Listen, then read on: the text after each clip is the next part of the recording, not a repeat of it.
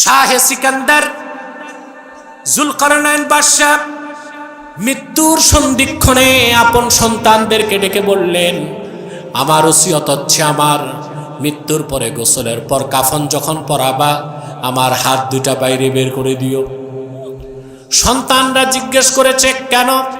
তিনি বলেছেন, এই পৃথিবীর মানুষকে মৃত্যুর পরে আমি সবক দিতে চাই। 7 সাম্রাজ্যের সম্রাট সেকান্দার বাদশাহ খালি হাত চলে গেছে, একটা সোনার রূপার পয়সাও হাতে নিয়ে যেতে পারে নাই। ইন্নাল হামদুলিল্লাহি নাহমাদুহু ওয়া নাস্তাঈনুহু ওয়া নাস্তাগফিরুহু ونعوذ بالله من شرور أنفسنا ومن سيئات أعمالنا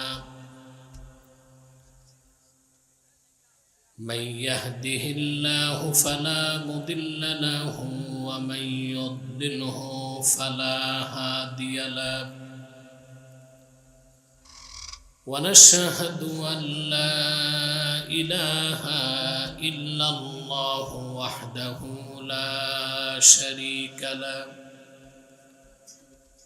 ونشهد أن سيدنا وحبيبنا ومولانا محمدا عبد الله ورسوله صلى الله عليه وعلى آله وصحبه وسلم الذي أكمل الله به قصر النبوة أي ختم الله به النبوة وحكما لا نبي بعده وأعلن في القرآن بالبرهان أن محمدا صلى الله عليه وسلم خاتم النبيين والمرسلين الذي أرسله بالحق بشيرا ونذيرا وداعيا إلى الله بإذنه وسراجا منيرا فقد قال الله تعالى في كلامه المجيد والفرقان الحميد أعوذ بالله من الشيطان الرجيم بسم الله الرحمن الرحيم وتزودوا فإن خير الزاد التقوى صدق الله العظيم وصدق رسوله النبي الكريم ونحن على ذلك من الشاهدين والشاكرين والحمد لله رب العالمين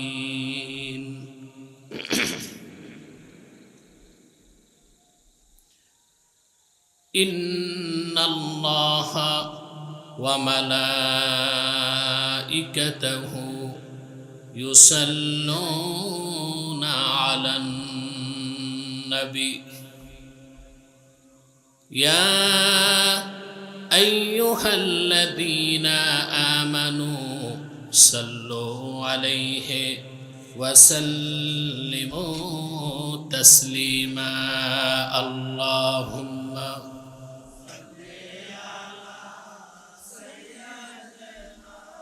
মাইক বাজে তো দেখতে এতক্ষণ বাজে গানের আওয়াজ দেখতে আব্দুর রবি দেখলাম না তো। জবান খুলে পড়ুন আল্লাহুম্মা।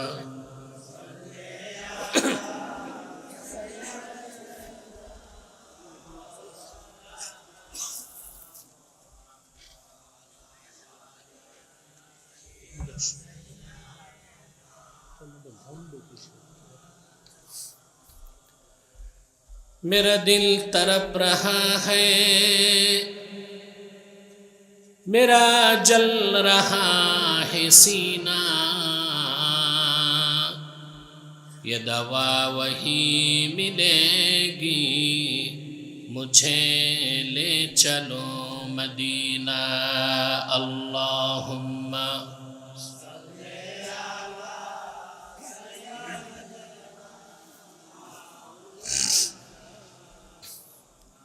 वअला आली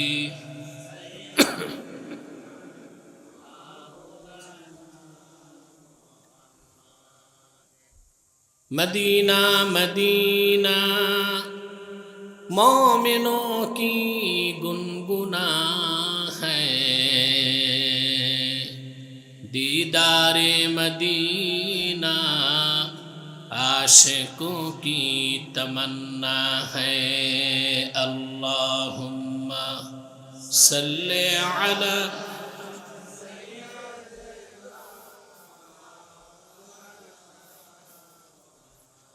वअला आली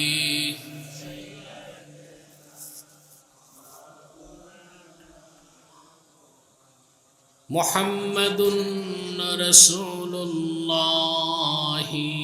सल्लल्लाहु अलैहि वसल्लम खतमल्लाहु बिहिन नुबुव्वा व हकमन ला नबिय्य बअदहु बलगल उला बिकमालिहि हसनत जमीअ खिसालिहि।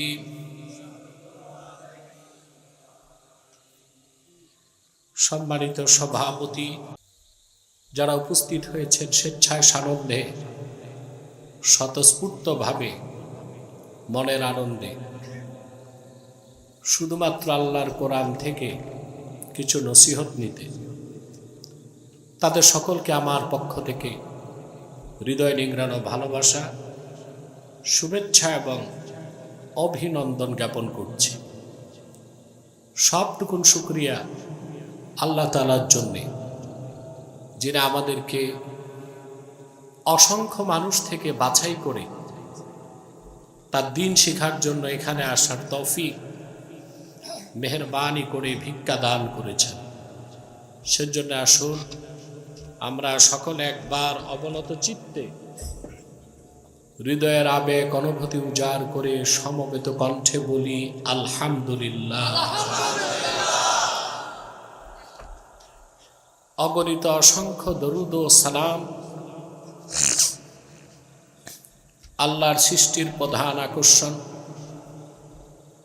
বিশ্বসভার সভাপতি, সকল নবী রাসূলগণের মাথার তাজ, শামসুল হিদায়াত, বদরুদ্দুজা, সৈয়দুস সাকালাইন, ইমামুল মুরসালিন, খাতামুন নবিয়্যিন ওয়াল মুরসালিন, আফতাব-ই নবুওয়াত, শাহনশাহ-এ রিসালাত, সরকার-এ দো জাহাঁ, সুলতানুল মদিনা, নবিয়ুল আম্বিয়া, হুজুরে আকরম, নূরে মুজস্সম, নূরুন আলা নূর, সৈয়দিনা হাবিবিনা শফিঈনা মাওলানা মুহাম্মদ সাল্লাল্লাহু আলাইহি ওয়াসাল্লামের উপর আল্লাহ তাবারাকা ওয়া তাআলা যাকে আজ থেকে প্রায় ১৫০০ বছর আগে প্রেরণ করেছেন, সর্বশ্রেষ্ঠ ও সর্বশেষ নবী ও রাসূল হিসেবে, যার পরে আজ পর্যন্ত পৃথিবীতে অবশ্যই কোনো প্রকার নবী কিংবা রাসূল অবশ্যই আসে নাই, অবশ্যই এখনো নাই, অবশ্যই কিয়ামত পর্যন্ত আসবে না। সম্মানিত সুধী, গতকাল খুব ঝড় তুফান বৃষ্টি বাদল ছিল। হ্যাঁ, আজকে আল্লাহ সুযোগ দিয়েছেন, এতে আমরা খুশি না বেজার? বেশি না কম? আরেকবার বলি আলহামদুলিল্লাহ। আল্লাহ মাহফিলটা কবুল করেছেন, কারণ মাহফিলটা তো আল্লাহর ওলিদের স্মরণে, ঠিক না? আল্লাহ আমাদের সুযোগ দিয়েছেন দ্বীনের কথা শোনার, বুঝার একটা ব্যবস্থা করে দিয়েছেন, আলহামদুলিল্লাহ। প্রিয় বন্ধুগণ, আপনারা যে এখানে এসেছেন পার্থিব কোনো স্বার্থ আছে? জাগতিক, সামাজিক, রাজনৈতিক? আমরা আসছি শুধুমাত্র আল্লাহ তার হাবিবের সন্তুষ্টি অর্জন করতে, ঠিক না? শুধু এতটুকু মেহনতের কারণে আমাদের বিগত দিনের গুনাহগুলোকে আল্লাহ তাআলা মাফ করে দিয়েছে, আলহামদুলিল্লাহ। সগীরা গুনাহগুলো সব মাফ হয়ে গেছে। মুনাজাতের সময় তওবা করব, কবিরা গুনাহ মাফ হয়ে যাবে। আমরা দোয়া করব আপনাদেরকে নিয়ে, এককভাবে না সম্মিলিতভাবে? এককভাবে দোয়া কবুল হতেও পারে, নাও হতে পারে, কিন্তু রাসূলুল্লাহর উম্মত যদি সম্মিলিত হাত তুলে, আল্লাহ এটা ফেরত দেন না। আমি একটি হাদিস শোনাচ্ছি আপনাদেরকে। আল্লাহর হাবিব সাল্লাল্লাহু আলাইহি ওয়াসাল্লাম ইরশাদ করেছেন, মা রাফা'a কওমুন আকুফাহুম ইলাল্লাহি তাআলা ইয়াসআলুনাহু শাইআন ইল্লা কানা হাক্কান আলাল্লাহি আইয়াদা ফি আইদিহিম আল্লাযী সাআলুহু। আল্লাহর হাবিব ইরশাদ করেছেন, আমার উম্মতের কোন একটি দল যদি সম্মিলিতভাবে আল্লাহর কাছে হাত উঠায়, তারা যদি কিছু চায়, আল্লাহ রাব্বুল আলামিনের উপর হক হয়ে যায়, তারা যা চায় আল্লাহ রাব্বুল আলামিন তাদের হাতে তাই দিয়ে দেন।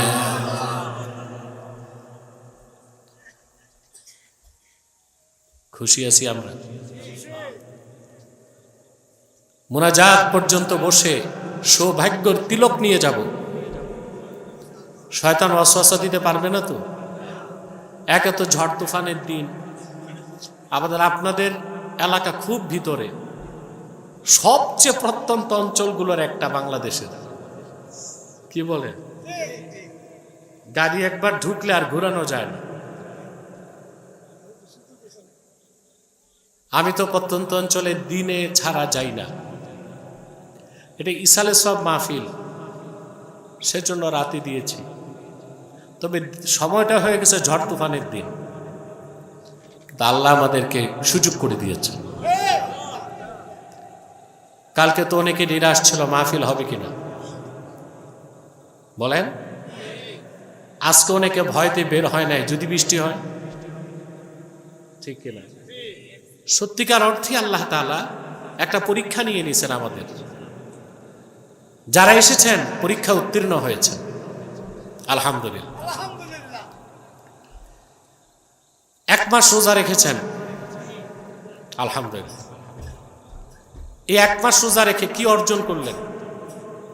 বাকি 11 মাস কিভাবে চলবেন, এই বিষয়টার উপর কিছু কথা বলবো আমি। সাবজেক্টটা বুঝতে পেরেছেন? এক মাস রোজা রাখছেন, 30টা রোজার একটাও যদি কবুল হয়, গুনাহ মাফ হয়ে যাবে, বেহেশত নিশ্চিত হয়ে যাবে। তো প্রশ্ন আসে, 30টা রোজা রাখলাম কেন, একটা রাখলেই তো হতো নাকি? 30টা আদা করছি, আদা এক জিনিস, কবুল আমরা জানি না 30টার কয়টা কবুল হয়েছে, ঠিক কিনা? যার 30টা রোজাই কবুল হবে তার জন্য তো জাহান্নাম হারাম, জান্নাত ওয়াজিব। আল্লাহর হাবিব সাল্লাল্লাহু আলাইহি সাল্লাম ইরশাদ করেছেন, মান সামা রমাদানা ঈমানাও ওয়া ইহতিসাবা গুফিরা লাহু মা তাকাদ্দামা মিন যামবিহি। যে ব্যক্তি ঈমানের সাথে আল্লাহর সন্তুষ্টি অর্জনের জন্য রমজানে রোজা রাখবে, তার বিগত দিনের সব গুনাহ মাফ হয়ে যায়, সে নিষ্পাপ হয়ে যায়। এই শ্রোতাদের মধ্যে এমন অনেক শ্রোতা আছে যা 30টা রোজায় কবুল হয়ে গেছে। আমরা অধিকাংশ মুসলমান পবিত্র মুখ, পবিত্র মন, পরিচ্ছন্ন মস্তিষ্ক নিয়ে বসছি, আলহামদুলিল্লাহ। 1 মাস রোজা রেখে অর্জন করছেন কি তা তো উপলব্ধি করতে হবে। কথা বলেন, আপনার কাছে যে সম্পদ আছে তার মূল্য যদি না জানেন, আপনি কি সম্পদ রক্ষা করবেন? 1 মাস রোজা রেখে আপনি যা অর্জন করছেন ওইটার নাম তাকওয়া। ওটার নাম কি? তাকওয়া। আল্লাহ পাক কোরআন শরীফে বলেছেন তিনি রোজা কেন ফরজ করছেন। কুতিবা আলাইকুমুস সিয়ামু কামা কুতিবা আলাল্লাযীনা মিন ক্বাবলিকুম লাআল্লাকুম তাত্তাকুন। তোমাদের উপর মাসব্যাপী রোজাকে ফরজ করা হয়েছে, যেভাবে ফরজ করা হয়েছিল তোমাদের পূর্ববর্তী জাতিদের উপর। লাআল্লাকুম তাত্তাকুন, যেন তোমরা তাকওয়া অর্জন করে মুত্তাকি হতে পারো, জাহান্নাম থেকে বাঁচতে পারো। মাসব্যাপী রোজা রেখে আমরা যা অর্জন করছি ওই সম্পদের নাম কি? সবাইকে বলতে হবে তাকওয়া। সুবহানাল্লাহ। এই তাকওয়া হচ্ছে সর্বশ্রেষ্ঠ দৌলত বা সম্পদ। সুবহানাল্লাহ। সর্বশ্রেষ্ঠ দৌলত, সম্পদ। এর চেয়ে বড় এটা সম্পদ না, সম্বল। এটা কি? সম্পদ এক জিনিস, সম্বল আরেক জিনিস। পার্থক্য আছে? একটা সম্পদ, আরেকটা কি? সম্বল। এদিক তাকান, এই দিক, আমার দিক। আল্লাহ রাব্বুল আলামিন কোরআনে কারীমে ইরশাদ করেছেন, ওয়া তাযাওয়াদু ফা ইন্না খায়রাজ যাদিত তাকওয়া। নির্দেশ কার? আল্লাহ বলেছেন ওয়া তাযাওয়াদু, পাথেয়, সম্বল প্রস্তুত করো। ফা ইন্না খায়রাজ যাদিত তাকওয়া, জেনে রেখো মুমিনের জীবনের সবচেয়ে শ্রেষ্ঠ সম্বল হচ্ছে তাকওয়া। সম্বল বুঝেন? সম্পদ না। সম্পদ এক জিনিস, সম্বল আরেক জিনিস। আপনার ঘরে 1 কোটি টাকা আছে, 30 ভরি স্বর্ণ আছে, বিশাল বড় বাড়ি আছে, এসব সম্পদ। আপনি যখন সফরে বের হইলেন, সাথে যেটা, ওইটা কি? সম্বল। সফরে কোনটা দরকার, সম্পদ না সম্বল? তা আমাদের শ্রেষ্ঠ সম্বল কি? তাকওয়া। প্রশ্ন হচ্ছে আমরা কি সফরে আছি? বুঝলে সবাই বলেন আমরা সফরে আছি। সফর শেষ, আমরা ছিলাম আত্মার জগতে। কোথায়? আল্লাহ আমাদেরকে ট্রান্সফার করছেন এই পৃথিবীতে। এটা আলামে আসবাব, আলামে আরওয়াহ থেকে আলামে আসবাব, বস্তু জগতে আছে, ঠিক না? এখান থেকে সফর হবে কবরে, ওখান থেকে হাসরে, ওখান থেকে ফাইনাল ডেস্টিনেশন 2টা, চূড়ান্ত গন্তব্য। ইমান ঠিক, আমল ঠিক, জান্নাত। ইমান নাই, জাহান্নাম। তখন সফর, আর এখন সফর চলতেছে। গন্তব্য কয়টা? জোরে বলে। আমার গন্তব্যে পৌঁছার আগ পর্যন্ত আমার সফর চলমান। 2টাই গন্তব্য। আল্লাহ রাব্বুল আলামিন বলেন ফাআম্মা মান তাগা ওয়া আথারাল হায়াতাদ দুনিয়া ফাইন্নাল জাহিমা হিয়াল মাওয়া। আর যে ব্যক্তি সীমা লঙ্ঘন করলো, কার সীমা? সব জায়গায় আল্লাহ সীমা রাখছেন কিনা?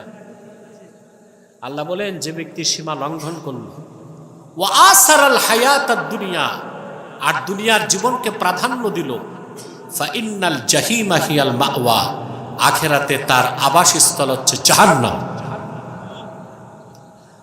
ওয়া আম্মা মান খাফা মাকামা রাব্বিহ ওয়া নাহান নাফসা আনিল হাওয়া ফাইন্নাল জান্নাতা হিয়াল মাওয়া। আর যে ব্যক্তি কাল কিয়ামতে আল্লাহর সামনে দাঁড়াবার ভয় অন্তরে পোষণ করলো, আমাকে আল্লাহর সামনে দাঁড়াতে হবে কিনা বলেন, হিসাব দিতে হবে। পাশে মাইক বাজে, ওটা কি হিন্দু পাড়া নাকি? হিন্দুরা করে নাকি? গান বাদ্য তো, কীর্তন, হ্যাঁ গান। বাউল মানি তো ফাউল, ঠিক কিনা? আল্লাহ মাফ করুক, হিন্দুই হইতে পারে, আবার অনেক মুসলমানও হিন্দুদের রীতি মানে, ঠিক কিনা? আল্লাহ মাফ করুক। আপনারা তো আবার গান টান করেন না, নামাজের মধ্যে করেন? আব্দুর রব, গান টান হয়ে এলাকায়? আগে করছে, বন্ধ তো বন্ধই, এখন শুধু মাহফিল হবে, এখন শুধু ইনশাআল্লাহ। প্রিয় ভাইরা, আল্লাহ পাক বলেন ফাম্মা মান খাফা মাকামা রাব্বিহ, যে ব্যক্তি তার রবের সামনে দাঁড়াবার ভয় অন্তরে রাখলো, এটাই তো তাকওয়া। এটা কি?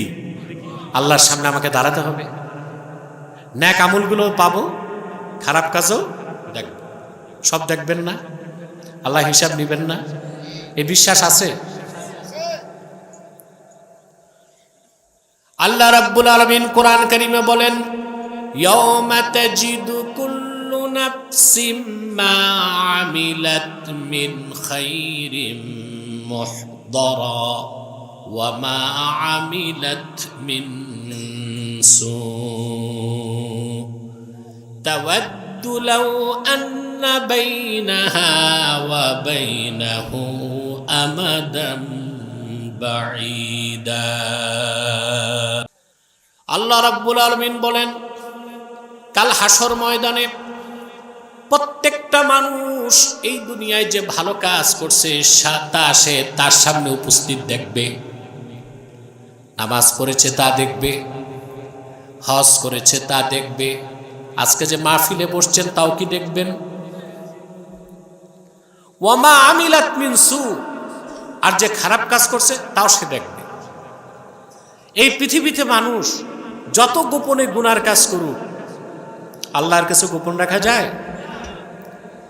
মানুষ পৃথিবীতে শয়তানের প্ররোচনায় এমনও গুনার কাজ করে যা তার স্ত্রী জানে না, সন্তান টের পায় না, পাড়া প্রতিবেশী কেউ জানে না। আল্লাহ রাব্বুল আলামিন সব দেখেন, সব জানেন, সব শোনেন। হিসাব করে করে সকল পাপ কাজ তার সামনে তুলে ধরা হবে হাসর ময়দানে। মানুষটা তখন চরণ আফসোস করে বলবে, হায় আফসোস, আমার গুনাহগুলো আর আমার মাঝখানে যদি বিরাট একটা ডিস্টেন্স হয়ে যেত, কিছু করার থাকবে না। মানুষ তাকায় থাকবে, চোখের পাতাটাও নড়বে না, চোখের পাতাটাও। আল্লাহ রাব্বুল আলামিন বলেন ফাকাশাফনা আনকা গিতাআকা ফাবাসারুকাল ইয়াওমা হাদীদ। আল্লাহ ডেকে বলবেন, বান্দা তোমার চোখের পর্দা আজকে সরাই দিছি, দেখো চোখের পাতাও নড়বে না, চোখ দুটো বান্দা লোহার মতো শক্ত হয়ে থাকবে। এই সব হিসাব আল্লাহর সামনে আপনাকে দিতে হবে। এই যে ভয়টা অন্তরে লালন করা আর সে কারণে গুনার কাজ ছেড়ে দেওয়া, এরই নাম তাকওয়া। আপনি ভাবছেন দাড়ি লম্বা, পাগড়ি লম্বা, হাজার দানার তসবিহ, এটা তাকওয়া? এটা লেবাস। এটা কি? এটা তাকওয়া না, এটা লেবাসুত তাকওয়া। তাকওয়া হচ্ছে ঈমান আনার পরে অন্তরে যখন আল্লাহর ভয় প্রবেশ করে তাকেই বলা হয় তাকওয়া। বলেন সুবহানাল্লাহ, সুবহানাল্লাহ। মানুষ যখন আল্লাহর ভয়তে গুনাহ ছাড়ে তখন তার নাম হয় মুত্তাকি। কি লাভ হয়? প্রিয় ভাইরা, এই তাকওয়ার চেয়ে বড় কোনো সম্পদ? আল্লাহ বলছেন ফাইন্না খাইরাজ জাদিত তাকওয়া। মুমিনের সর্বশ্রেষ্ঠ সম্বলের নাম কি? তাকওয়া। সুবহানাল্লাহি বিহামদিহি। তাকওয়া অর্জনের মাধ্যমে একজন মানুষ চরিত্রবান হতে পারে, নেককার হতে পারে, সৌভাগ্যবান হতে পারে, সর্বোপরি আল্লাহর ওলি হতে পারে। যার তাকওয়া নাই সে কোনোদিন আল্লাহর ওলির কাতারে তার জায়গা করতে পারে না। তাকওয়া ছাড়া আল্লাহর ওলি হওয়া যায় না, ভালো মানুষ হওয়া, চরিত্রবান হওয়া যায় না। আইন দিয়া, ডান্ডা দিয়া পিটায়া মানুষকে দমন করা যায়, মানুষ বানানো যায় না। যায় আইন কানুন দিয়ে। আইন কানুন আছে না দেশে? চুরি বন্ধ হয়েছে? হয় নাই? চুরি আছে, দুর্নীতি আছে, চুরি আছে, খুন আছে, মাদক আছে, সন্ত্রাস আছে, আছে না নাই? তা আইন কেন? আইন কানুন হচ্ছে চেক অ্যান্ড ব্যালেন্স, দমন করা, পরিবেশটা একটু ঠিক রাখা। তো মানুষকে যদি ইনসানে কামেল, ভালো মানুষ বানাতে হয়, ঈমান ও তাকওয়ার কোনো বিকল্প নয়। মানুষের অন্তরে যখন আল্লাহর ভয় জাগবে তখন সে সেলফ কাউন্টার। তাকে দুর্নীতি থেকে রক্ষা করতে পুলিশ লাগবে না, তারে নজরদারি করতে গোয়েন্দা সংস্থা লাগবে না, তার দুর্নীতি ধরতে দুদক লাগবে না। সে নিজে নিজেকে কাউন্টার দিবে, গুনাহ থেকে বাঁচবে। সুবহানাল্লাহ। এর নাম তাকওয়া। এর নাম কি? আমি একটা হাদিস শোনাচ্ছি আপনাদেরকে। হাদিসটি বুখারী শরীফে এসেছে। হাদিসটির রাবী হচ্ছে হাতেম তাইয়ের ছেলে হযরতে আদি। হাতেম তাই নাম শুনছেন? হাতেম তাইয়ের বাড়ি ছিল তায়েফে। কোথায় ছিল? খ্রিস্টান। আল্লাহর হাবিবের নূরের জমানা সে পায় নাই। তার ছেলে ছিল আদি, তায়েফের গোত্র প্রধান। রাসূলুল্লাহ সাল্লাল্লাহু আলাইহি ওয়াসাল্লাম মক্কা বিজয়ের পর যখন তায়েফকে অবরোধ করলেন, হাতেম তাইয়ের ছেলে মেয়ে দুজনই মুসলমান হয়েছে। হাতেম তাইয়ের ছেলে মেয়ে মুসলমান হওয়ার পর বিনা যুদ্ধে তায়েফের সব কাফের মুসলমান হয়ে গেছে।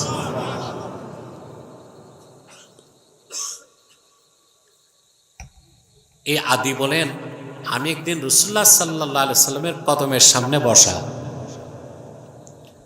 আরবের দূর থেকে এক লোক এসে আল্লাহর হাবিবের কাছে বিচার দিলেন, ইয়া রাসূলুল্লাহ সাল্লাল্লাহু আলাইহি ওয়াসাল্লাম, আমাদের এলাকায় প্রচন্ড দুর্ভিক্ষ, খাদ্যের অভাবে মানুষ মুরতাদ হয়ে যাচ্ছে। লোকটি চলে গেল। রাসূলুল্লাহ সাল্লাল্লাহু আলাইহি ওয়াসাল্লাম কোনো কিছু বললেন না। কিছুক্ষণ পর আরেক লোক আসলো। আরেক লোক এসে বলল, ইয়া রাসূলুল্লাহ সাল্লাল্লাহু আলাইহি ওয়াসাল্লাম, আমি আরবের যে এলাকা থেকে এসেছি ওখানে প্রচন্ড দুর্বৃত্তের সংখ্যা বেড়ে গেছে। কোনো নারীরা ঘর থেকে বের হইতে পারে না, স্বর্ণ অলংকার নিয়ে নেয়, তাদের চরিত্র হনন করা হয়, সম্পদ নিয়ে কেউ যেতে পারে না। আদি বলেন, এ লোকটিও চলে গেল। আল্লাহর হাবিব সাল্লাল্লাহু আলাইহি ওয়াসাল্লাম কিছু বললেন না।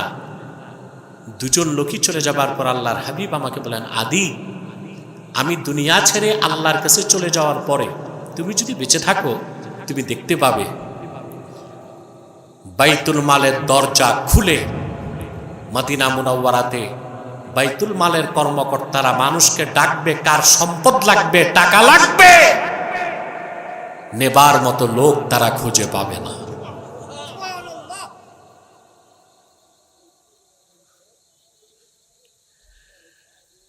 তুমি যদি আরো কিছুকাল বেঁচে থাকো, তুমি দেখতে পাবে আমার উম্মতের একজন নারী যুবতী তারতাহিলু মিনাল হেরা হাত্তা তাতুফাল কাবা, ইয়ামানের হেরাত থেকে শত শত মাইল পথ পাড়ি দিয়ে একা একি আল্লাহর ঘর কাবা তোয়াফ করতে আসবে। আল্লাহ ছাড়া কাউকে সে ভয় পাবে না। অর্থাৎ তার চরিত্র হনন করার কেউ থাকবে না, তার সম্পদ লুণ্ঠন করার কোনো দুর্বৃত্তিও, সুবহানাল্লাহ বলবেন না? হযরতে আদি বর্ণনা করেন,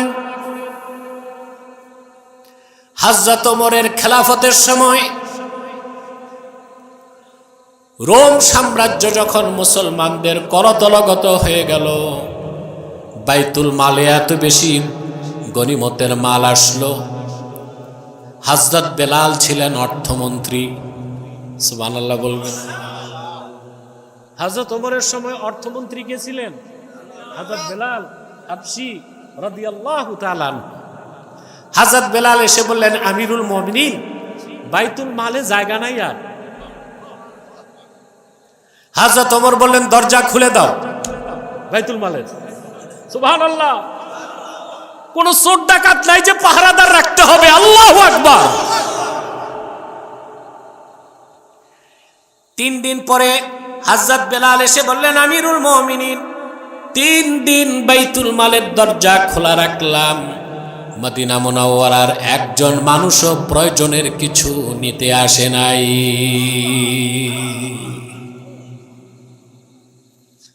হযরত ওমর বললেন, তাহলে বাইতুল মালের সোনা রূপাগুলো হাতে নিয়ে মদিনা মুনাওয়ারার গলিতে গলিতে ডাকো, কার কার লাগবে। সুবহান। কর্মকর্তারা সোনা রূপার খাজাঞ্চা নিয়ে ডাকতেছেন, কার কি প্রয়োজন নিয়ে যাও। কেউ আসে না। এর মানে এই না সবাই ধনী ছিল। রাসূলুল্লাহ সাল্লাল্লাহু আলাইহি সাল্লাম সাহাবায়ে কেরামকে এমন চরিত্র শিক্ষা দিয়েছিলেন, প্রয়োজনের অতিরিক্ত কোনো কিছু নেওয়াকেই তারা অবৈধ মনে করতেন। সুবহান। হযরত আদি বলেন, আমি হজ করতে গেলাম, কাবাগরের উদূরে দাঁড়িয়ে আছি। আমার কথা বুঝতেছেন? কাবাগরের সামনে দাঁড়িয়ে আছি, দেখলাম মরুভূমির বুক চিরে একটি বাহন আসতেছে। কাছে আসার পর দেখলাম একটা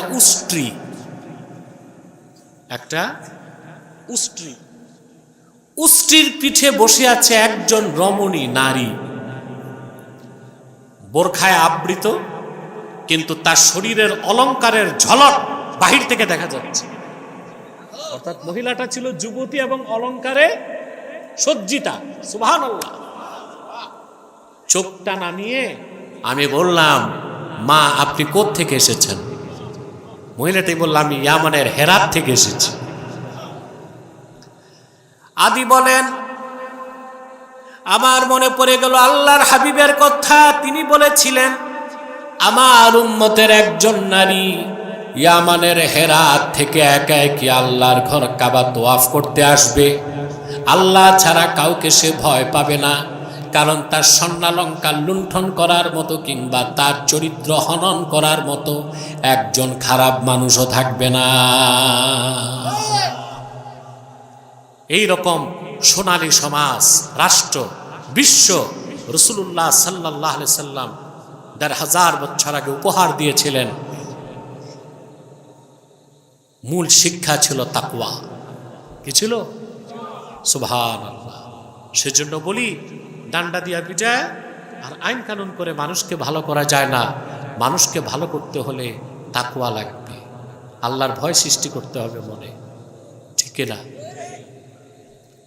আমরা যে শিক্ষায় শিক্ষিত হচ্ছি বাংলাদেশে, আল্লাহর ভয় শিখে মানুষ? কথা বলে। যারাই দায়িত্ব পায় সবাই তো ঘুষ খায়, দুর্নীতি করে কিনা? ছোটখাটো দায়িত্ব পাইলে ছোট দুর্নীতি, বড় দায়িত্ব পাইলে। আমি জানি না আমার দেশের কর্মকর্তারা রাগ করবে কিনা। বাংলাদেশের দুর্নীতির খনি হচ্ছে সচিবালয়, দুর্নীতির খনি। এখানে আমলা কামলা, বাংলাদেশ তো ব্যুরোক্রেসিতে চলে, আমলাতন্ত্রে। এখানে এমপি মন্ত্রীর করার কিছু থাকে না, মূল চাবিকাঠি সচিবের হাতে, ওখান থেকে লেনদেন হয়। কি হয়? এর জন্য শুধু সচিবরা দায়ী না, এখানে আরো কথা আছে।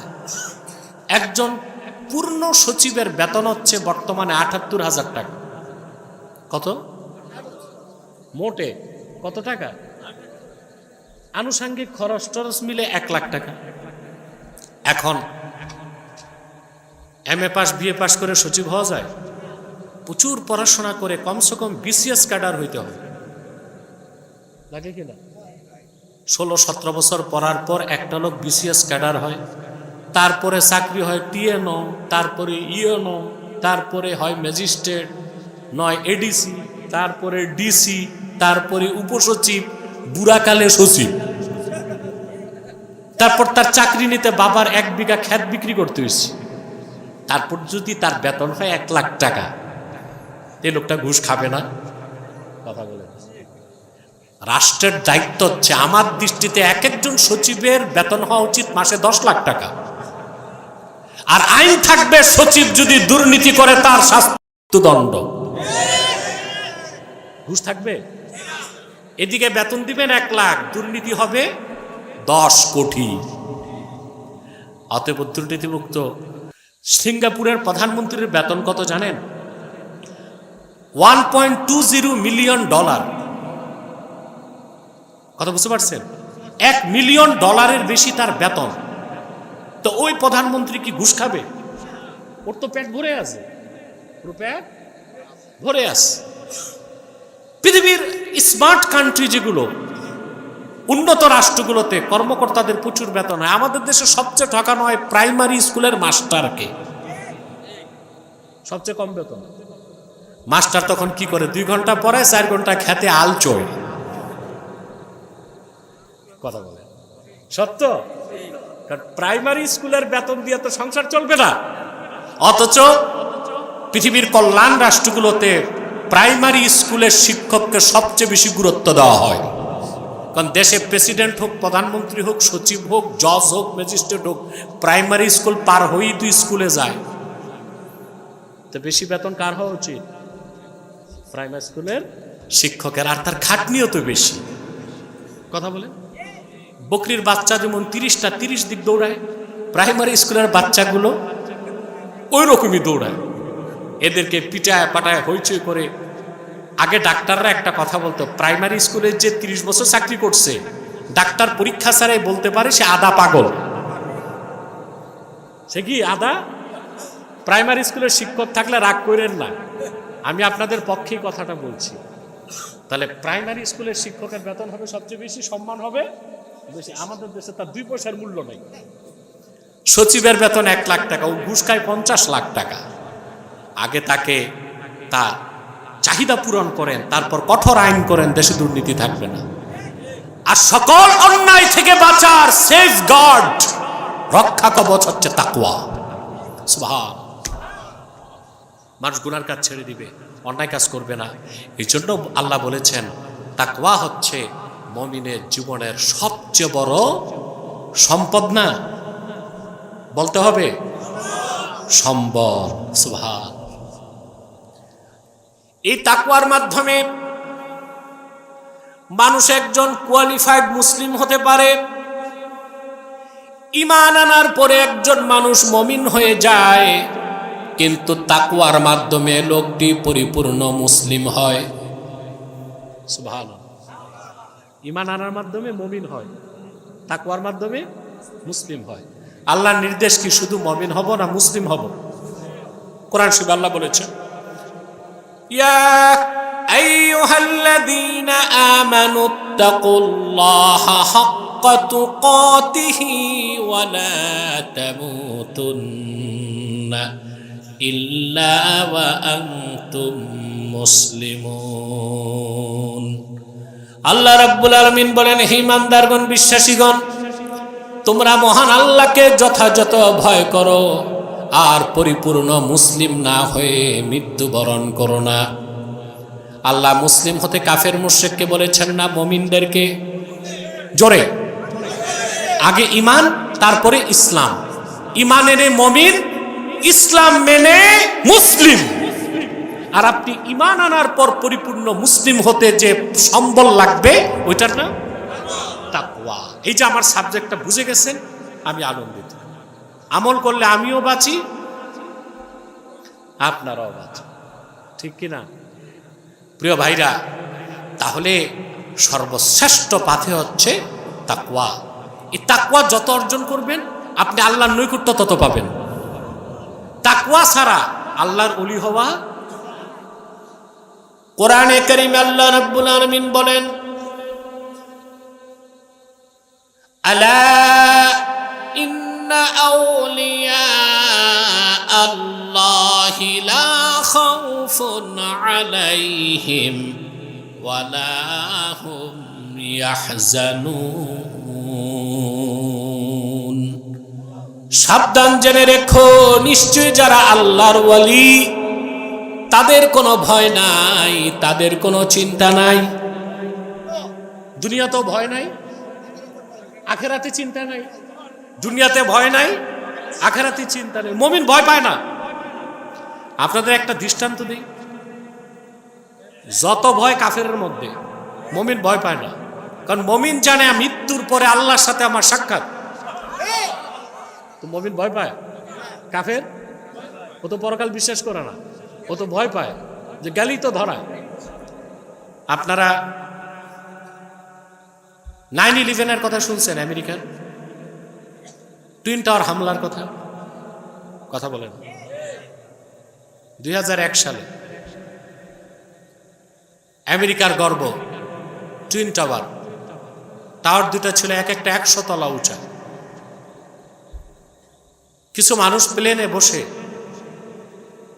এই টাওয়ার দুটো আঘাত করছে, আর মুহূর্তের মধ্যে আমেরিকার গর্বকে মাটির সাথে মিশিয়ে দিছে।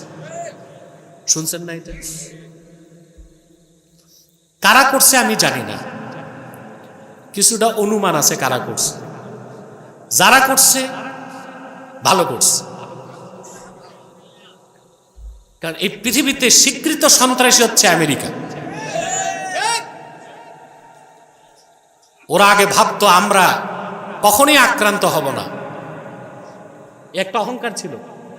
তাদের এই অহংকারের মেরুদণ্ডকে চূর্ণ করে দিয়েছে 9/11-এর হামলা, যে তারাও আক্রান্ত হইতে পারে, ঠিক না?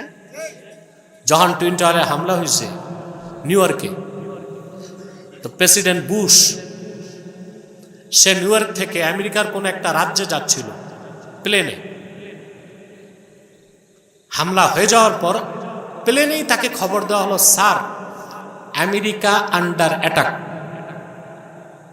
আমেরিকা আক্রান্ত হয়েছে। এটা বলা হয় নাই নিউ ইয়র্ক আন্ডার অ্যাটাক, এটা বলা হয় নাই আমেরিকা আন্ডার অ্যাটাক, আমেরিকা আক্রান্ত হয়েছে। কি হয়েছে? টুইন টাওয়ার দোনোটারে ধূলিসাৎ করে দিচ্ছে। সে পাইলটকে ডেকে ককপিটে, যে পাইলট তাকে বলছে প্লেন কত উপরে আছে, বলে 21,000 ফিট। উপরে উঠাও,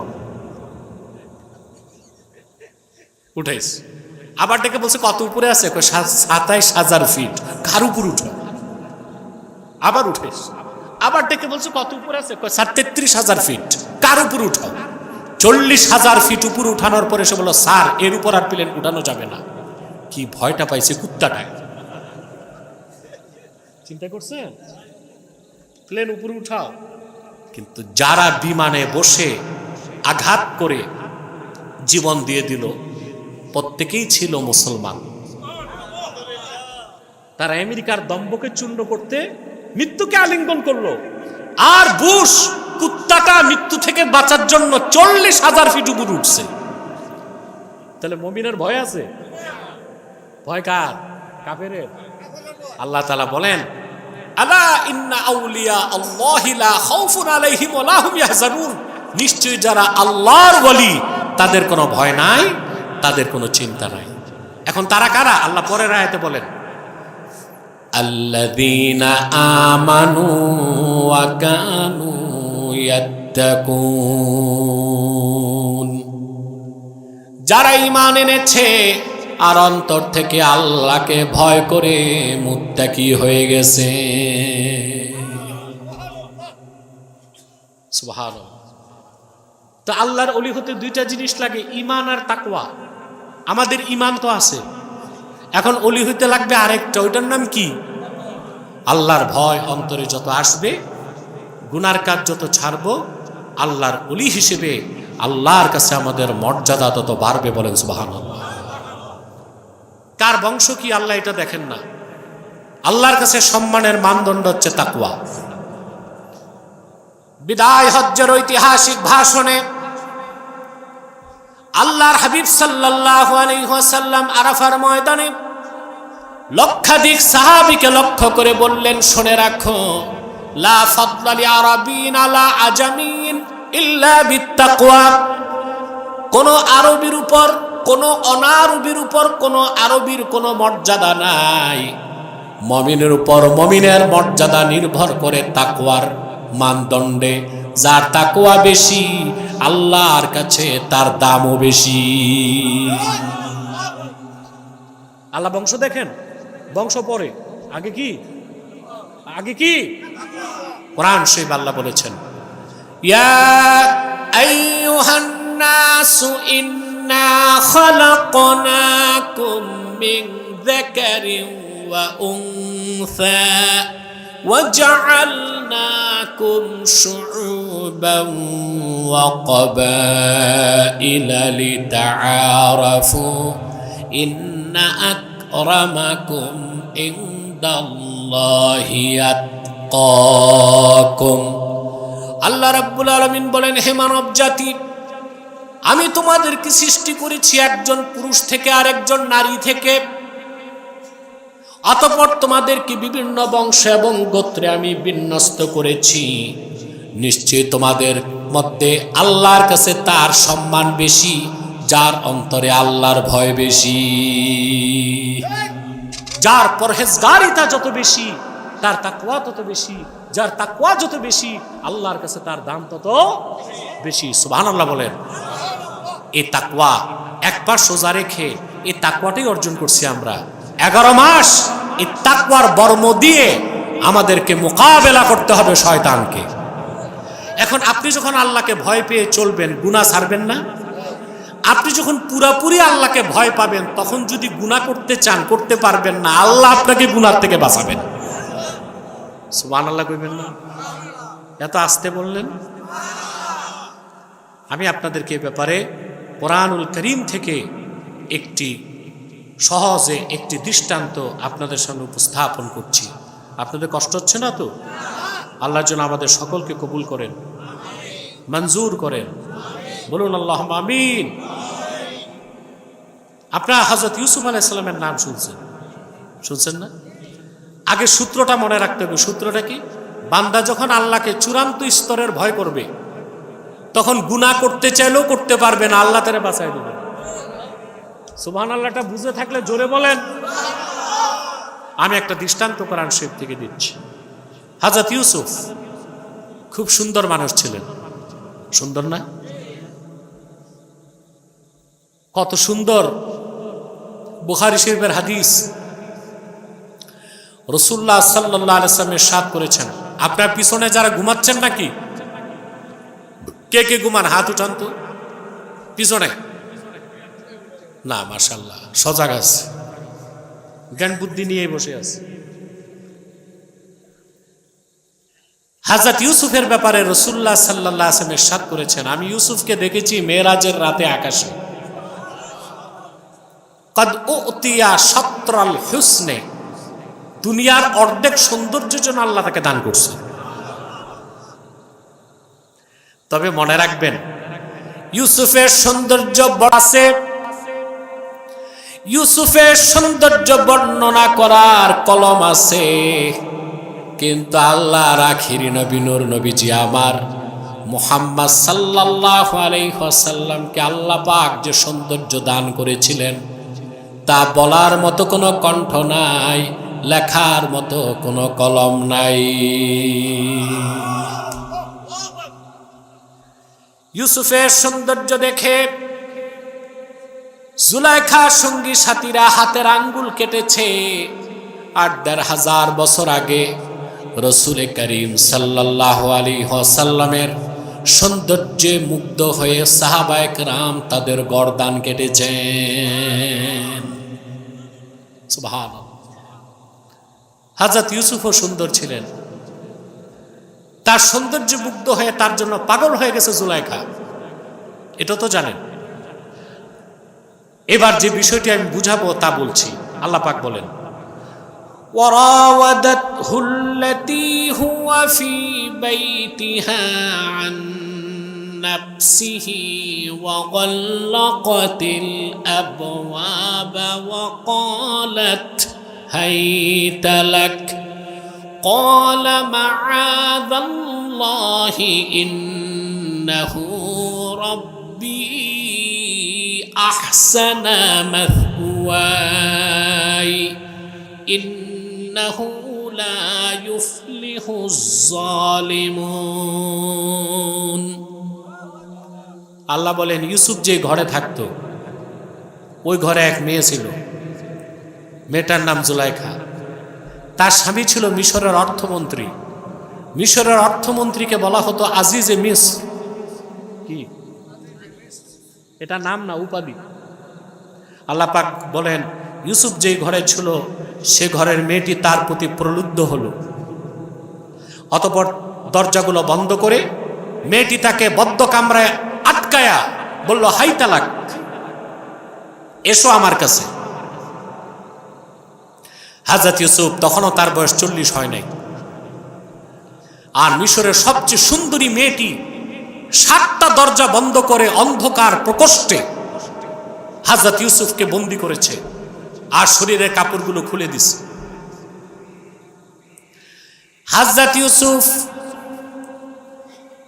জুলাইখার প্ররোচনা থেকে বাঁচার জন্য তাকওয়াকে ঢাল হিসেবে ব্যবহার করলেন। আল্লাহর ভয় তিনি অন্তরে জাগ্রত করে বললেন, মাআযাল্লাহ, আমি আল্লাহর কাছে তোমার এই কুপ্রস্তাব থেকে আশ্রয় কামনা করি। আমার মনিব আমাকে উত্তম বাসস্থানের ব্যবস্থা করে দিয়েছে। আমি জালেম হতে চাই না, কারণ জালেমেরা কখনো সফলতা লাভ করতে পারে না। কবিরা গুনাহগুলোর মধ্যে সবচেয়ে নিকৃষ্ট হচ্ছে জেনা, ঠিক না? এই জেনা আর মদ, এই দুইটা জিনিস মানুষকে খুব দ্রুত ধ্বংস করে দেয়, যেভাবে শুকনা খড়কুটাকে আগুন জ্বালায় দেয়। আমরা এগুলো থেকে আল্লাহর কাছে পানাহ চাইব। আল্লাহর ভয় ছাড়া, তাকওয়া ছাড়া এইরকম গুনাহ থেকে বাঁচার কোনো সুযোগ। হযরত ইউসুফ পাপ থেকে বাঁচার জন্য ঢাল বানাইলেন কি? আরো জোরে তিনি বললেন, আমি আল্লাহর কাছে পানাহ চাই। আল্লাহ তাআলা তারপরে বলেন, হযরত ইউসুফ তো যুবক ছিলেন, 7টা কামরার ভিতরে, বাইরে সবগুলো দরজায় তালা। মিশরের সবচেয়ে সুন্দরী মেয়েটি তার কাপড় খুলে দিছে। মানবিক কারণে হযরত ইউসুফ একটু দুর্বল হয়ে গেলেন, একটু। আল্লাহ পাক বলেন, ওয়ালাকাদ হাম্মাত বিহি ওয়া হাম্মা বিহা লাউলা আররা বুরহানা রাব্বিহি كذلك لنصرف عنه السوء والفحشاء إنه من عبادنا المخلصين।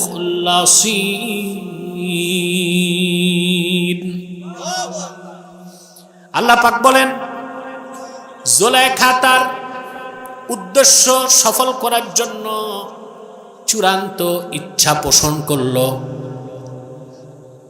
ইউসুফ দুর্বল হয়ে গেল। সেও ইচ্ছে করেই ফেলেছিল, যদি না সে তার রবের নিদর্শন না দেখত। ইউসুফকে বাঁচাইছেন কে? সুবহানাল্লাহ। আল্লাহ তার সামনে নিদর্শন তুলে ধরছেন। কি নিদর্শন? 3টা বর্ণনা তাফসীরে আসছে। কয়টা বর্ণনা?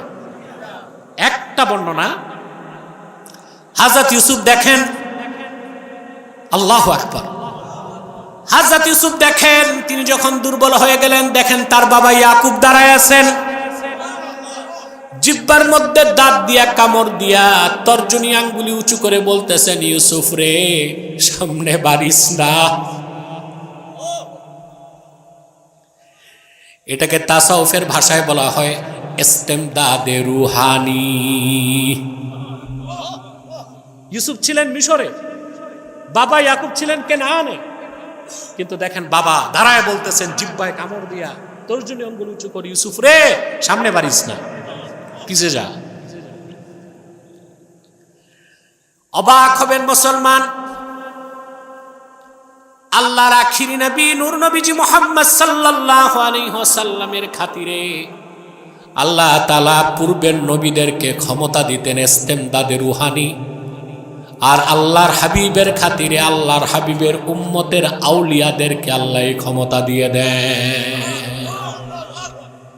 সুবহানাল্লাহ, ইস্তেমদাদে রুহানি, আধ্যাত্মিক সাহায্য। সুবহানাল্লাহ। আপনারা ফখরুদ্দিন রাজির নাম শুনছেন? কথা বলুন। ইমাম ফখরুদ্দিন রাজি, ওনার বিশাল তাফসীর মাফাতিহুল গায়েব 11 খণ্ড, দুনিয়ার সেরা মুফাসসিরদের একজন। ওনার শায়েখ বুঝেন, আধ্যাত্মিক মুরব্বী, পীর বলেন যারে আপনারা। উনি যে নাজমুদ্দিন কোবরার কাছে বসতেন, খলিফা হন নাই, মুরিদ হইছেন। কি হয়েছেন? নাজমুদ্দিন কোবরা তাকে দিয়েছেন কোন এক পাহাড়ে যে 40 দিনের চিল্লা দিতে। তো চিল্লা পুরানোর আগে ফখরুদ্দিন রাজি চলে আসছেন, আবার কিতাব লেখা শুরু করছেন, যার যেই নেশা। বুঝেন নাই? মৃত্যুর সময় শয়তানে এসে ফখরুদ্দিন রাজিকে ওয়াসওয়াসা দিতেছে, আল্লাহর একত্বের বিপক্ষে ওয়াসওয়াসা দিতেছে। ফখরুদ্দিন রাজি দলিল দেন, শয়তান খণ্ডন করে। 99টা দলিল খণ্ডন হয়ে গেছে, ফখরুদ্দিন রাজির শেষ নিঃশ্বাস ত্যাগ হবে। হঠাৎ দেখেন ওনার মুর্শিদ নাজমুদ্দিন কোবরা সামনে উপস্থিত হয়ে বলতেছেন, ফখরুদ্দিন তুই শয়তানকে বল বিনা দলিলে আল্লাহ এক। শয়তানের গায়ে আগুন ধরে গেছে, শয়তান পালায় গেছে, ফখরুদ্দিন রাজি ইমানের সাথে বিদায় নিয়েছে। এটা ইস্তেমদাদে রুহানি। সুবহানাল্লাহ। আমাদের বংশের মুরব্বী, আজকে যার স্মরণে ইসালে সোয়াব, হযরত কারামত আলী জৌনপুরী রহমতুল্লাহ। বাংলাদেশে এমন মুসলমান নাই যে তার ওনার নাম জানে না।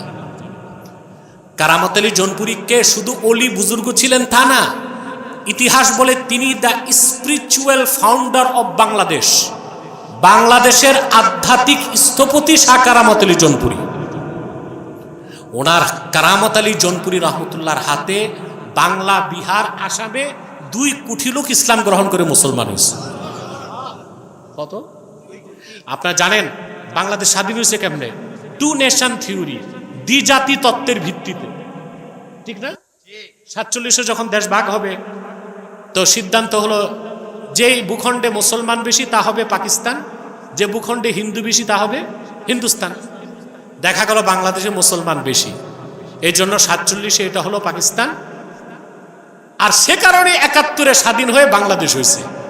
যদি হিন্দু বেশি হইতো তাহলে হয়তো ভারতের অংশ, আর যদি ভারতের অংশ হইতো তো ত্রিপুরা আর আসামের মতো কোনোদিনও বাংলাদেশ স্বাধীন হইতে পারত না। এই বাংলায় মুসলমানের সংখ্যা বাড়ল কেন? সকল ঐতিহাসিক একমত। মাওলানা শাহ কারামত আলী জৌনপুরী রহমতুল্লাহ বাংলা, বিহার আর আসামে 50 বছর দিনের দাওয়াত দিচ্ছেন। তার হাতে 2 কোটি লোক মুসলমান হবার কারণে বাংলাদেশে মুসলমানের সংখ্যা বেড়ে গেছে।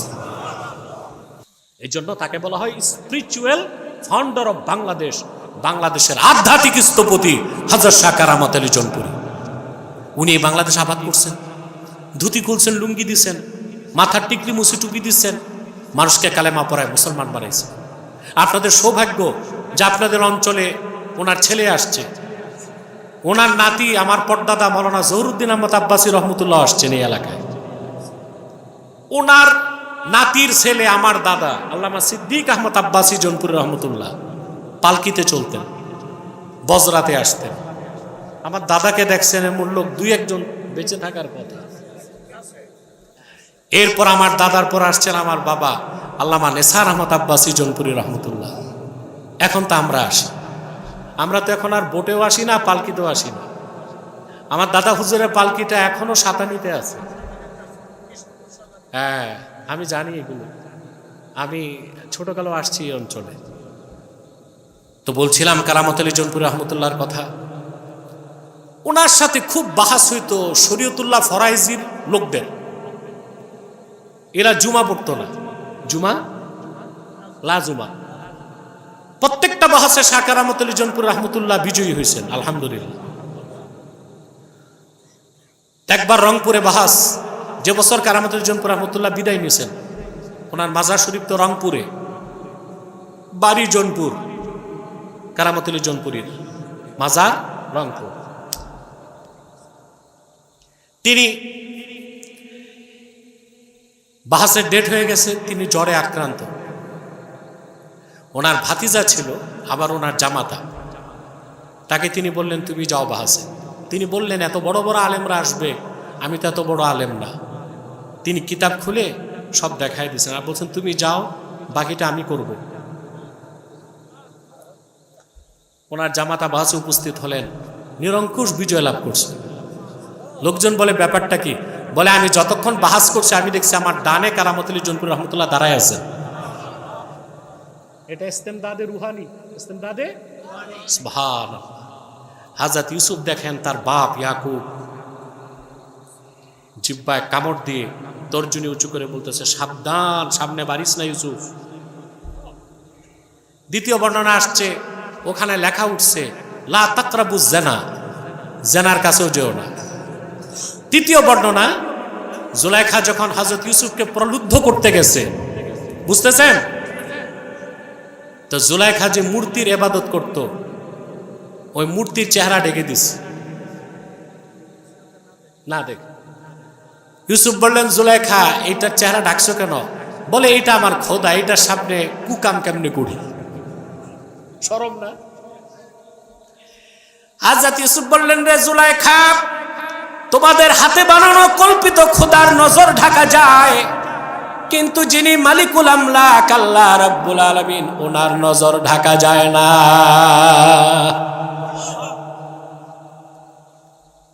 হযরত ইউসুফ, না ফ্যান লাগবে না, হযরত ইউসুফ ঘুরলেন, ইউ টার্ন নিয়ে দিলেন দৌড়। যে দেখেন দরজা বন্ধ, হাত দিয়েছেন তালা খুলে গেছে। 1 2 3 4 5 6 7 সব খুলে গেছে।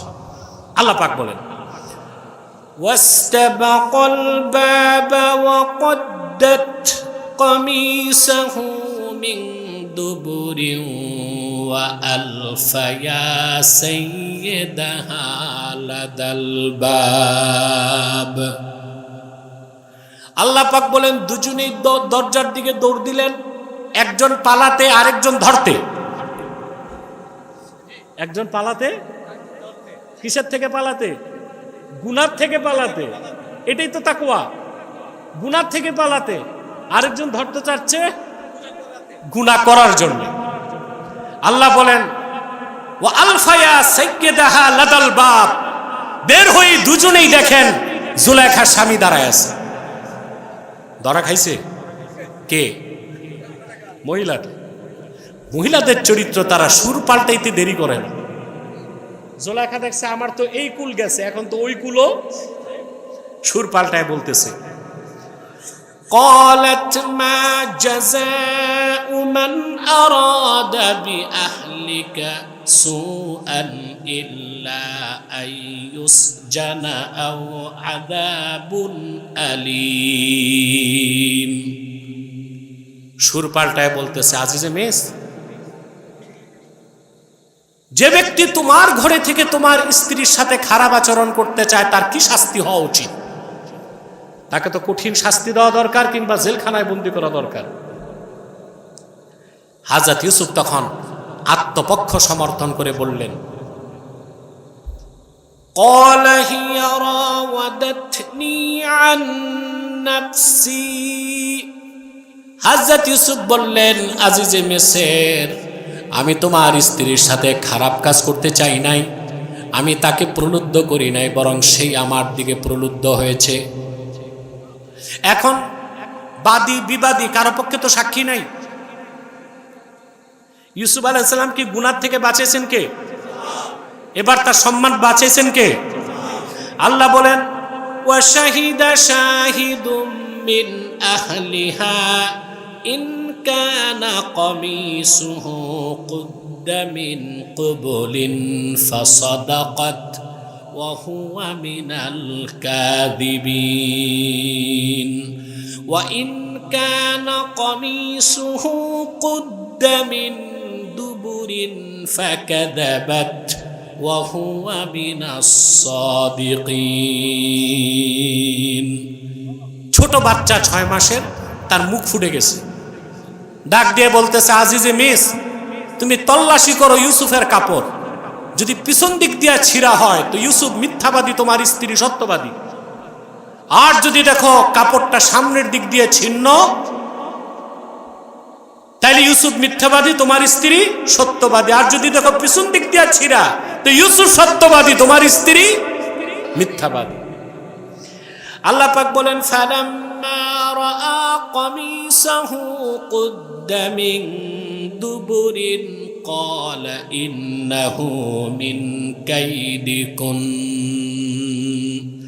ইন্না কাইদাকুন্না আযীম। সুবহানাল্লাহ। আজিজে মিসর তল্লাশি করে দেখলেন ইউসুফের পিছন দিক দিয়ে ছিঁড়া। অপরাধী কে? হযরতে ইউসুফের সামনে আজিজে মিসর তখন বললেন ইন্না কাইদাকুন্না আযীম, জুলাইখা তোমরা মহিলা জাতি, তোমাদের চক্রান্ত মারাত্মক, ঠিক কি না? তখন তিনি বললেন ইউসুফ আ'রিদ আন হাযা ওয়াস্তাগফিরি লিযামবিক ইন্নাকা কুনতা মিনাল খাতিইন। ইউসুফ, তুমি নির্দোষ, এই বিষয়টা নিয়ে আর টেনশন করো না, তোমার দৃষ্টি সরাও। আর জুলাইখা, তুমি পাপী, অন্যায়কারী, তুমি তোমার রবের কাছে ক্ষমা চাও। আমি যে কথা বুঝাতে কোরআন শরীফ থেকে ঘটনা বললাম, উদ্দেশ্য হচ্ছে বান্দা যখন আল্লাহর ভয় পুরোপুরি অন্তরে রাখে, তখন সে গুনাহ করতে চাইলেও পারে না। কে বাঁচায়? কিন্তু প্রচেষ্টা আগে কার? বান্দার। বান্দার সর্বোচ্চ প্রচেষ্টা ব্যয় করবে, আল্লাহকে ভয় করবে, আল্লাহ তাকে গুনাহ থেকে বাঁচাবে, তার সম্মান রক্ষা করবে। আমি যে আয়াতের ব্যাখ্যা এতক্ষণ করলাম, ও তাজাওয়াদু, আল্লাহ বলছেন সম্বল প্রস্তুত করো, ফাইন্না খাইরাজ জাদিত তাকওয়া, মুমিনের সর্বশ্রেষ্ঠ সম্বলের নাম তাকওয়া। আল্লাহকে ভয় করে চলবে ইনশাআল্লাহ। যে আল্লাহকে ভয় পায় সে নামাজ ছাড়ে, চুরি করে, ঘুষ খায়, সুদ খায়, জেনা করে, খেতের সীমা ধাক্কায়, পাল্লা এজনে কম দেয়। কয়দিনের দুনিয়া ভাই? চোখ বন্ধ করবেন, সব অন্ধকার, বাড়ি গাড়ি সন্তান সন্ততি কেউ তো সাথে থাকবে না। যা হারাম পথে অর্জন করে রেখে গেলেন, কিছু সাথে যাবে? সুতির কাফনটা ছাড়া আর কিছু যাবে? খালি হাত যাবেন? খালি হাত কিনা? শাহে সিকান্দার জুলকারনাইন বাদশা মৃত্যুর সন্ধিক্ষণে আপন সন্তানদেরকে ডেকে বললেন, আমার ওসিয়ত হচ্ছে, আমার মৃত্যুর পরে গোসলের পর কাফন যখন পরাবা, আমার হাত দুটা বাইরে বের করে দিও। সন্তানরা জিজ্ঞেস করেছে কেন? তিনি বলেছেন, এই পৃথিবীর মানুষকে মৃত্যুর পরে আমি সবক দিতে চাই।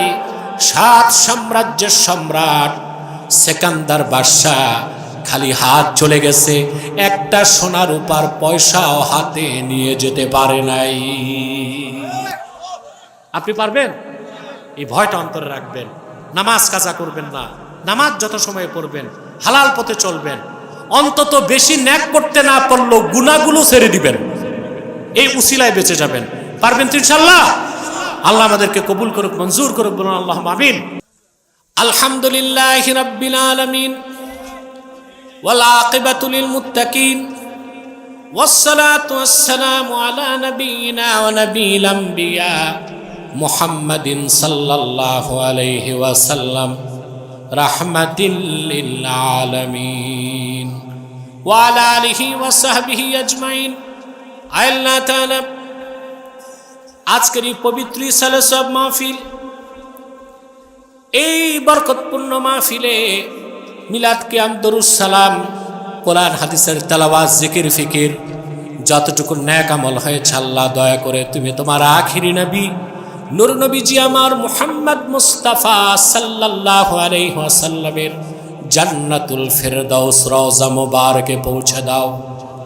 আল্লাহ তোমার আখিরি নবী নূর নবীজি মুহাম্মদ মুস্তাফা সাল্লাল্লাহু আলাইহি ওয়াসাল্লামের যত সাহাবী ও সাহাবিয়াত ছিলেন ১৫০০ বছর আগে তাদের আরওয়াহ মুবারকে পৌঁছে দাও। আল্লাহ তাদের সাহায্য লাভ করেছিলেন যে সকল তাবিন ও তাবিয়াত তাদের আরওয়াহে পৌঁছায় দাও। আল্লাহ তাদের সাহায্য লাভ করেছিলেন যে সকল তাবুত তাবিন ও তাবুত তাবিয়াত তাদের আরওয়াহে পৌঁছায় দাও। আইম্মায়ে মাযাহিব ও মাশায়েখে তরিকতদের রুহে পৌঁছায় দাও। আল্লাহ বাতুর খাস শেখ আব্দুল কাদের জিলানী, হযরত মঈনুদ্দিন চিশতি, বাহাউদ্দিন নকশবন্দি, মুজাদ্দিদ আল ফেসানি রাহিমাহুমুল্লাহ তাদের আরওয়াহে পৌঁছায় দাও। আল্লাহ বাতুর খাস শেখ আব্দুল হক মুহাদ্দিস দেহলভী, শাহ আব্দুর রহিম মুহাদ্দিস দেহলভী, হযরত শাহ ওলিউল্লাহ মুহাদ্দিস দেহলভী, শাহ আব্দুল আজিজ মুহাদ্দিস দেহলভী রাহিমাহুমুল্লাহ তাদের আরওয়াহে পৌঁছায় দাও। আল্লাহ বাতুর খাস হযরত সৈয়দ আহমদ বেরেলি, হযরত শাহ সুফি কারামত আলী জনপুরি, হযরত হাফেজ আহমদ জনপুরি, হযরত আব্দুল আউয়াল জনপুরি তাদের আরওয়াহে পৌঁছায় দাও। আল্লাহ বাতুর খাস দাদা জান কেবলা হযরত আল্লামা সিদ্দিক আহমদ আব্বাসী, আব্বা জান হুজুর আল্লামা নিসার আহমদ আব্বাসী সহ মাশায়েখে জনপুরের যত ওলি দুনিয়ার থেকে বিদায় নিয়েছে আল্লাহ তাদের সবার আরওয়াহে পৌঁছায় দাও। আল্লাহ নতুন বাটেরা পূর্ব পাড়ায় এবং আশেপাশে যত মুমিন মুসলমান নর নারী ইমানের দৌলত সিনাই নিয়ে বিদায় নিয়েছে তাদের সবার রুহে পৌঁছায় দাও। তাদের কবর আযাবগুলোকে মাফ করে দাও। হৃদয়ের গভীর থেকে দোয়া করি আল্লাহ তোমার আখিরি নবী নূর নবীজি আমার মুহাম্মদ মুস্তাফা সাল্লাল্লাহু আলাইহি ওয়াসাল্লাম আজ থেকে ১৫০০ বছর আগে দুনিয়ার থেকে বিদায় নিয়েছেন। হায়াতুন নবী হিসেবে জান্নাতুল ফেরদাউস রওজা মুবারকে বিশ্রাম নিয়েছেন। আল্লাহ জীবনে একবার তোমার আখিরি নবী নূর নবীজি আমার মুহাম্মদ মুস্তাফা সাল্লাল্লাহু আলাইহি ওয়াসাল্লামের জান্নাতুল ফেরদাউস রওজা মুবারকে উপস্থিত হয়ে গো আল্লাহ তোমার হাবিবের নূরের কদমে দরুদ ও সালামের হাদিয়া দেবার আগে আল্লাহ তুমি ডাক দিও না।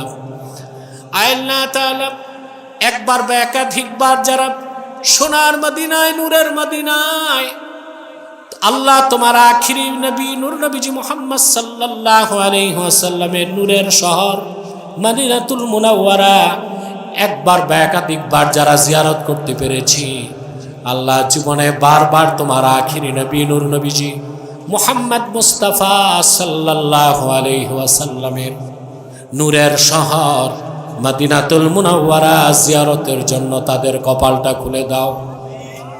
হৃদয়ের গভীর থেকে দোয়া করি আল্লাহ তোমার আখিরি নবী নূর নবীজি আমার মুহাম্মদ মুস্তাফা সাল্লাল্লাহু আলাইহি ওয়াসাল্লামের নূরের চেহারা মোবারক স্বপ্নে একবার দেখে গো আল্লাহ জান্নাত ওয়াজিব হবার আগে তুমি ডাক দিও না। আল্লাহ একবার বা একাধিকবার যারা তোমার আখিরি নবী নূর নবীজি আমার মুহাম্মদ মুস্তাফা সাল্লাল্লাহু আলাইহি ওয়াসাল্লামের নূরের চেহারা মোবারক স্বপ্নে দেখার সৌভাগ্য লাভ করেছে আল্লাহ জীবনে বারবার দেখার জন্য তাদের কপালটা আল্লাহ তুমি জান্নাতি কপাল বানায় দাও।